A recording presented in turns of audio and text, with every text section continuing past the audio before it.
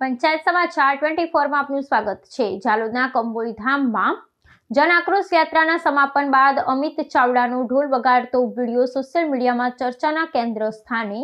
પૂર્વ ધારાસભ્ય અને યુથ કોંગ્રેસના નેતાઓ આદિવાસી સંસ્કૃતિના રંગે રંગાયા। દાહોદ જિલ્લાના જાલોદ તાલુકામાં આવેલા સુપ્રસિદ્ધ યાત્રાધામ કંબોઈ ખાતે યોજાયેલી જન આક્રોશ યાત્રા સમાપન પ્રસંગે એક અનોખી ઘટના જોવા મળી હતી, જેમાં ગુજરાતના કોંગ્રેસના વરિષ્ઠ નેતા અમિત ચાવડા આદિવાસી સંસ્કૃતિના રંગે રંગાયેલા નજરે પડ્યા હતા। રાજકીય ગતિવિધિઓ અને સભાઓના તણાવ વચ્ચે યાત્રા પૂર્ણ થયા બાદ કોંગ્રેસ નેતાએ આદિવાસી સમાજના પરંપરાગત વિશાળ ઢોલ પર થાપ મારી વાતાવરણમાં ઉત્સાહ ભરી દીધો હતો।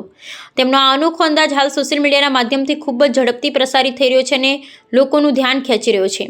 આ પ્રસંગે માત્ર અમિત ચાવડા જ નહીં, પરંતુ પક્ષના અન્ય પ્રદેશ અને જિલ્લા કક્ષાના હોદ્દેદારો પણ સ્થાનિક સંસ્કૃતિ સાથે તાદાત્મ્ય સાધતા જોવા મળ્યા હતા। ઢોલના તાલે ઝૂમતા નેતાઓમાં પૂર્વ ધારાસભ્ય ચંદ્રિકાબેન બારિયા અને ગુજરાત યુથ કોંગ્રેસના ઉપપ્રમુખ સંજય નીનામાનો પણ સમાવેશ થતો હતો।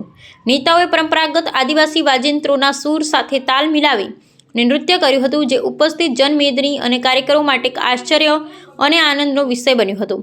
સામાન્ય રીતે રાજકીય નેતાઓ મંચ પરથી ભાષણ આપતા જોવા મળતા હોય છે, પરંતુ અહીં તો તેઓ લોકસેવક તરીકે જનતાની વચ્ચે જઈ તેમની પરંપરામાં ભળી ગયેલા જોવા મળ્યા હતા।